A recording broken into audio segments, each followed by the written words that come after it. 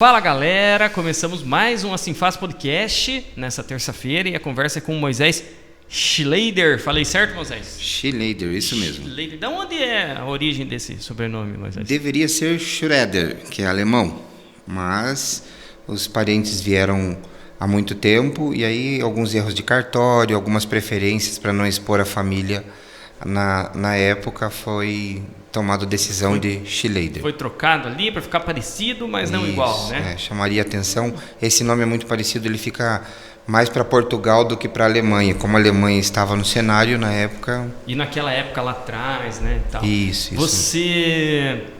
Você mora na fazenda, fica na fazenda que faz tempo, está trabalhando na fazenda faz tempo? Eu moro na fazenda há 12 anos. 12 anos. 12 anos. Eu trabalho em Curitiba. Como eu consegui que o meu trabalho se tornasse itinerante, então eu atendo muito mais a fazenda, porque é onde eu moro e eu tenho mais afinidade. Fica mais fácil, né? Fica, de estar atendendo ali e tal. Moisés, você trabalha na Ademicon. Isso. Consórcio. Ademicon, Grupo Ademicon. Conta um pouquinho para nós como que é teu trabalho no dia a dia e o que você já fez até você chegar a falar assim, eu vou trabalhar com consórcio. O que você fazia antes? A princípio, eu sou uma pessoa do interior do estado, eu vim do norte do Paraná em 89 e viemos numa situação bem, digamos, eu diria precária, né? Porque naquele momento a gente tinha uma condição, na era do Plano Cruzado houve uma quebra, meus pais quebraram e viemos quase de favor para Curitiba. Moramos na região metropolitana. E lá eu fui procurando algum meio de estudo e trabalho. Então, eu trabalhei de tudo um pouco. E não fugiu da linha, eu diria, de vendas, de sorvete, trabalho de jardinagem, fiz muito. Depois passei para uma fábrica de urnas mortuárias, onde gerou bastante polêmica, né? Mas foi um período curto e, posteriormente, eu fui trabalhar com cópias de imagens e produtos ligados à TV. Fazia mais edição de material, fazia cópias. E, em um determinado momento, houve deu um insight de mudar e encontrei uma pessoa que ela me fez uma proposta assim irrecusável para trabalhar no ramo de cobrança. Foi quando eu mudei, eu me quebrei valendo, porque a proposta era uma, a realidade era outra.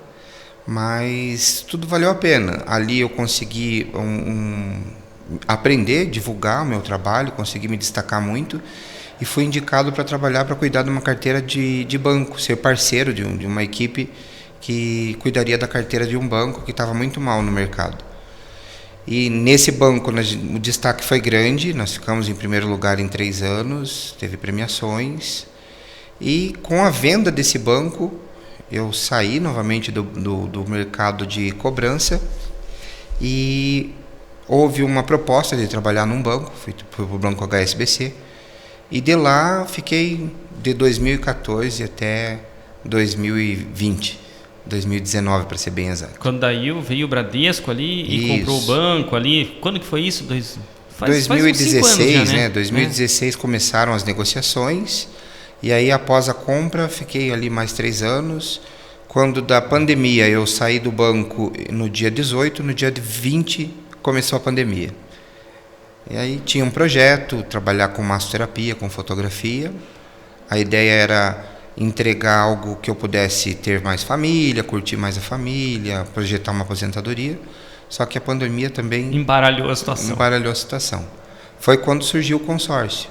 Com grande experiência que eu tinha na área de reclamações e como procedia o consórcio dentro dos bancos, surgiu uma ideia, fui procurar um investimento, acabei encontrando uma pessoa que trabalhou comigo e naquele momento eu já fui convidado e lá estou. Já puxou você, né? Porque assim, o consórcio, meu ver, eu compro mais o consórcio por causa do profissional que está me vendendo e do suporte que ele vai dar depois, que a gente sabe que é burocrático. Tudo é burocrático. Você vai fazer um financiamento, é burocrático. Mas se tem alguém intermediando esse caminho para você, fica muito mais fácil. Te dando o caminho das pedras. A gente estava trocando uma ideia esses dias e algumas coisas assim me falando, puxa, não tinha pensado por esse caminho.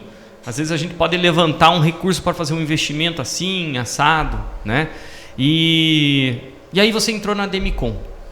Como é que foi esse começo aí, até você se familiarizar com a empresa? Qual que é a diferença? Assim, não querendo ser muito comercial, mas qual que é a diferença da Ademcom para um consórcio que você compra do Bradesco, por exemplo? Sim, é uma diferença muito grande. Por quê? Hoje, vou citar um exemplo mais prático para quem possa entender, se você tem farmácia, você é especialista em remédio. Se você tem açougue, você é especialista em carne. A partir do momento que você faz parte de um mercado, então ou você cuida só daquilo, ou você cuida num geral, como um todo, e não fica focado numa solução, numa agilidade. Então, isso peca muito. Por mais que você tenha uma equipe estratégica, você tem normas, você tem um segmento bancário que é diferente, e acaba, com certeza, puxando essa linha para o lado mais burocrático, onde muitas vezes o cliente ele foge disso. E assim, no banco é multisserviços, né? Sim. E ali você tem um serviço só. Isso. Né?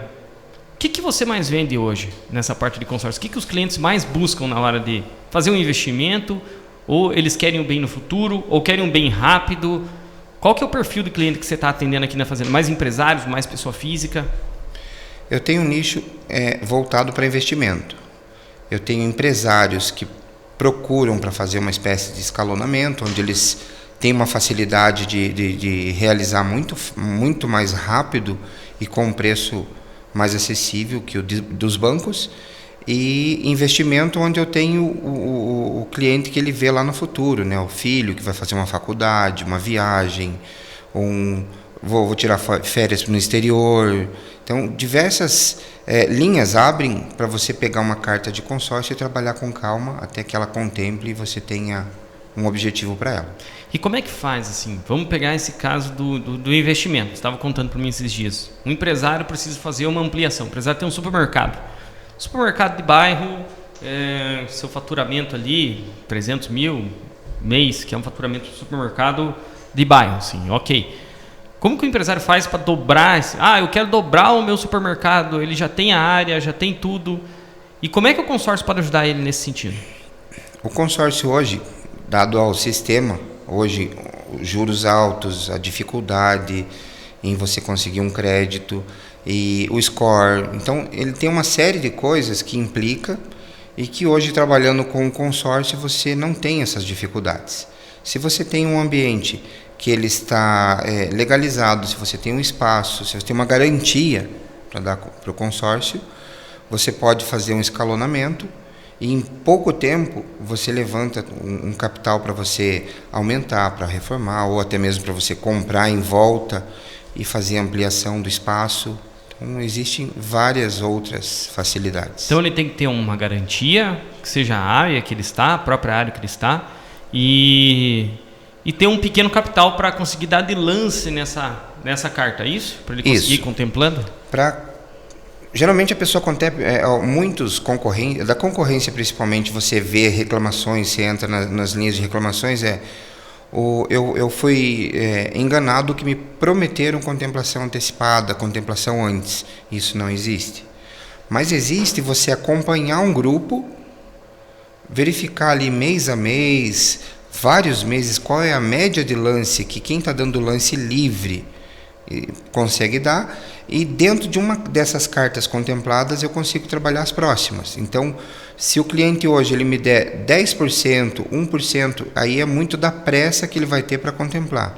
Mas se eu tenho a facilidade de ir contemplando as outras cartas e eu vou usando a garantia que ele me apresentou, ela é feita uma prévia análise para que o cliente não se sinta enganado depois, não deu certo. Então, se o imóvel está correto mediante uma prévia análise, aí nós começamos um projeto para ele de entregar isso o quanto antes, com as cartas sendo contempladas uma após a outra.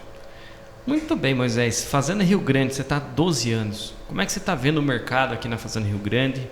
O que você vê para o futuro dessa cidade? Que assim, no ano que vem está previsto um grande salto no orçamento público aqui da cidade, né?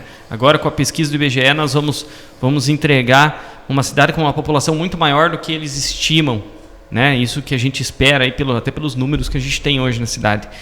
que você projeta de fazer no Rio Grande para os próximos anos e como é que você está se sentindo trabalhando aqui, há 12 anos aqui na cidade? Como que você vê a nossa cidade? Eu vejo a Fazenda Rio Grande como um lugar promissor. Antes de vir para a Fazenda, eu pesquisei. Eu morei na região metropolitana, depois eu morei no centro de Curitiba. E aí eu pesquisei muito qual era a viabilidade de comércio, quais as facilidades que o município teria para oferecer e de crescimento. Aí a Fazenda, ela só perde para o maior município hoje porque ela não tem aeroporto. Mas ela tem as válvulas de escapes que um município precisa. Agora eu vejo que já tem uma administração voltada para isso, então ela tende a ficar muito melhor. O comércio hoje ele não deixa a desejar para nenhum município próximo ou distante da capital. Então você não precisa de tanto prazo, precisa de espaço. Você buscando dentro da Fazenda, hoje só falta um hospital, eu diria. Essa seria a sugestão maior, seria um hospital para que atendesse a população aqui. O resto nós temos de muita qualidade. Um hospital, né? Até está previsto até para o ano que vem. Eu estava lendo hoje a ampliação da nossa UPA, assim, eles aumentarem ela, darem mais estrutura.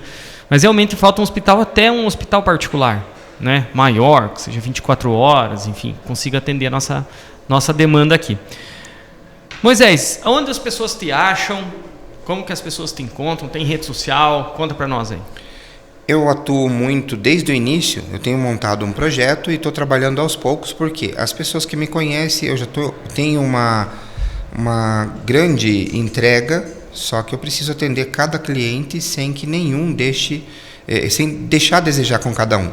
Então hoje eu atendo no Facebook, através do meu nome, Moisés Schleider. Eu tenho uma página para que as pessoas conheçam quem foi o Moisés no passado no Instagram, ali tem fotos famílias, fui um fotógrafo de redes sociais, de desfile de moda, Renault, várias empresas.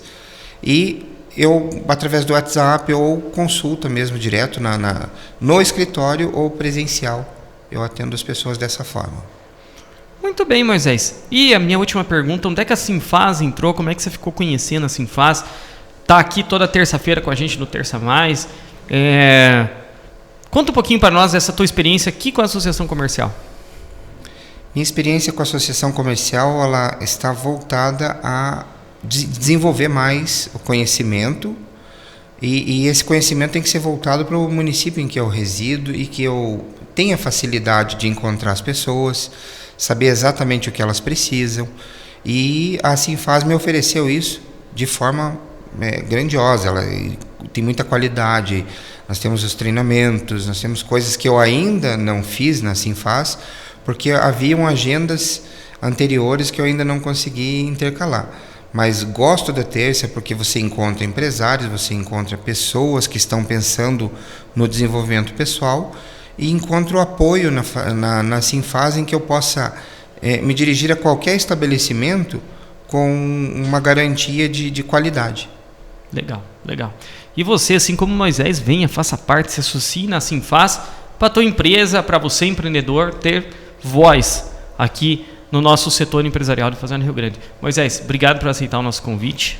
Agradeço a oportunidade e até a próxima. Legal. E quem quiser o contato do Moisés, entre em contato aqui com a Sinfaz, a gente tem um contato do Moisés associado nosso aqui, a gente passa para você, tá bom? E você que chegou até o final, curta o nosso vídeo, dê o joinha, compartilhe e até o próximo Sinfaz Podcast.